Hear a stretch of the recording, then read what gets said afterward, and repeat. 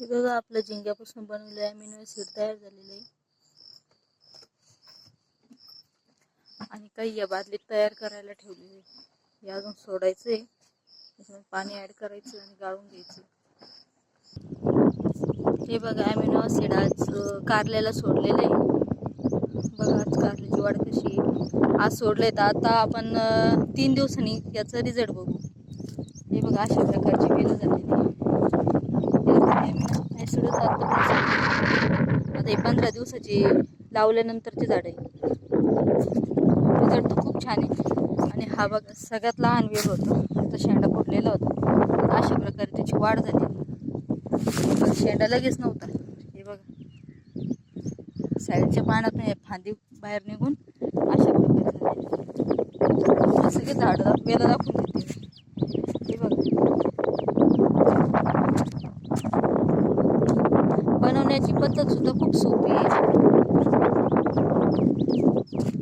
आज अमिनो आपण जर बाजारात बघितलं तर 400 ते 500 रुपये लिटर, त्यापेक्षा कमी असेल किंवा जास्त असेल मी नाही माहिती, कारण आम्ही बाहेरून आणतच नाही.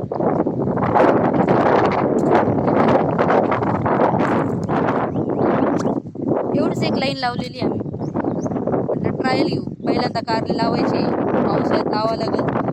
जूनमध्ये आम्ही लागवड करणार आहे, कधी लावली नाही म्हणून यंदा पहिल्यांदा लावतोय. अशा प्रकारे आम्ही एक लाईन लावलेली कारल्याची.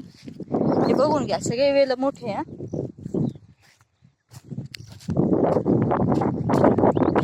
आपल्याला रिझल्ट बघायचं राहील, आपण 3 दिवसांनी ना या वेलावर रिझल्ट बघू. बघा एवढंच वेल आहे, शेवट झालं. हा वेल सगळ्यात लहान आहे.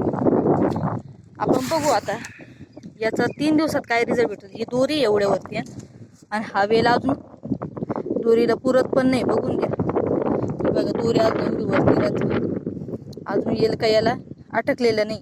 3 दिवसामध्ये आपल्याला रिझल्ट कळत हा वेल किती मोठा होतो.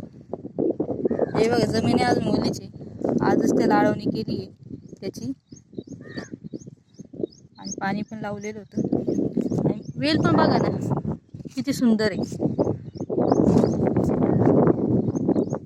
बघू आपण 3 दिवसांनी परत एकदा व्हिडिओ बनवू, त्याच्यामध्ये कळलं अमिनोचं कसं असर होतो. हे झिंग्यांपासून बनवलेलं आहे.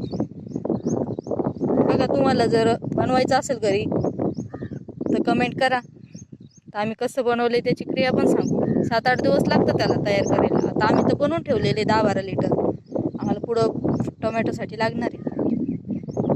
बघा तुम्हाला जर बनवायचं असेल तर कमेंट करा, आम्ही तुम्हाला ते कसं बनवतो ते पण सांगू. धन्यवाद.